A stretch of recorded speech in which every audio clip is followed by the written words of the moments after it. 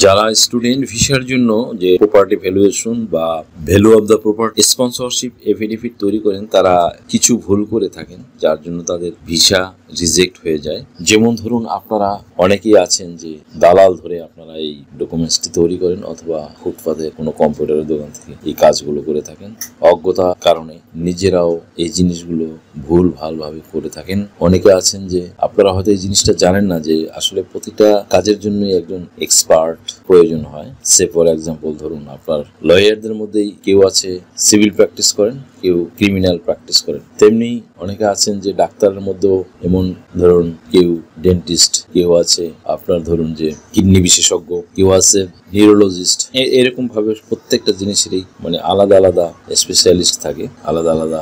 যার জন্য আপনাদের উচিত হলো এই কাজগুলোতে যারা এক্সপার্ট সচরাচর করে থাকে তাদের দিয়ে এগুলো করানো উচিত। আদারওয়াইজ কিন্তু আপনাদের এই পরিশ্রমটা বিফলে যাবে, কারণ এই কাজগুলো কিন্তু সব লয়ার বা অ্যাডভোকেটরা পারে না। একমাত্র যারা পারে তাদের কাছ থেকে করানো উচিত। সেই ক্ষেত্রে আপনারা দুটো পয়সা সেভ করার জন্য অনেক সময় যাকে তাকে দিয়ে করিয়ে থাকেন। এই ক্ষেত্রে সমস্যায় পড়েন বেসিক্যালি আপনারাই। কাজে আপনারা যদি এই ধরনের ডকুমেন্টস তৈরি করতে চান, ফিনান্সিয়াল এফিডেভিট বা প্রপার্টি ভ্যালুয়েশন, এটা আমরা খুব নিখুঁতভাবে করে থাকি, নির্ভুলভাবে অনেক ডিটেইল দিয়ে করে থাকি। শুধু 3 পাতার একটি এফিডেভিট করলে হবে না কিন্তু বন্ধুরা, অ্যাজ ওয়েল অ্যাজ আপনাদের লাগবে আরো আনুষঙ্গিক অনেক কিছু দলিলের, যেমন দলিলের সামারি করতে হবে, দলিলের থেকে অনেক ইনফরমেশন নিয়ে, তফসিল থেকে অনেক ইনফরমেশন নিয়ে এবং এর চেইন অফ টাইটেল থেকে অনেক কিছু ইনফরমেশন নিয়ে তারপরে করতে হয়। দ্যাটস ওয়াই আপনারা এগুলো করার আগে অবশ্যই নিজেরা একটু চিন্তা ভাবনা করে দেখবেন যে কাদের দিয়ে করাবেন, আসলে তারপরে সিদ্ধান্ত নেবেন। ওকে, থ্যাংক ইউ ভেরি মাচ।